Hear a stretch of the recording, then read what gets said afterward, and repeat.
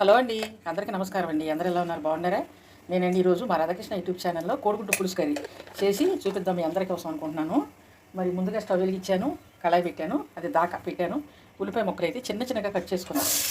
మరి నూనె వేసాను కదా, ఇందులో వేసి ఇచ్చాను. అయితే మా రాధాకృష్ణ యూట్యూబ్ ఛానల్లో నేను ఈరోజు కోడిగుడ్డు పులుసు అండి, అంటే గుడ్లు ఉడుకుతున్నాయి, ఇంకా వాటిని వలవలేదు. ఒలిసిన తర్వాత మీకు నేను చూపిస్తాను. కోడిగుడ్లు పులుసు కర్రీ చేసి చూపిస్తున్నా. ఇగురుగా మగ్గాలి కదా, మగ్గనిద్దాం. ముందుగా గల్లులు పేస్తా. ఉప్పు వేస్తే ఒకవేళ సాలకపోతే అప్పుడు సాల్ట్ వేసుకుందాం. కొంచెం కొంచెం కారం వేసుకుందాం. పచ్చిమిరపకాయలు వేసాను కానీ అయినా మంట సాలదు. కొంచెం కారం వేసాను కదా, ఇప్పుడు పులుసు పోస్తాను. కారం వేసుకున్నాను. ఇప్పుడు గుడ్డు వేసేసి ఇందులో చక్కగా పులుసు, చింతపండు పులుసు పిసికేసి పోసేస్తాను. అప్పుడు ఇదిగండి చింతపండు పులుసు.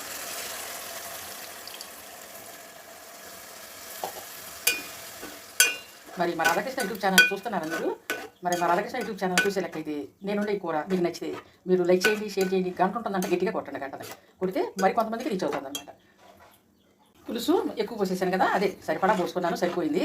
ఇదిగోండి ఈ పులుసు అంతా చక్కగా దగ్గరికి వచ్చినాక కూర ఉడికిందో లేదో చూసి కట్టేసుకోండి. మా రాధాకృష్ణ యూట్యూబ్ ఛానల్ని నేను కర్రీ మీకు నచ్చితే లైక్ చేయండి, షేర్ చేయండి, సబ్స్క్రైబ్ చేసుకోండి. గంట ఉంటుందంట గట్టిగా కొట్టండి.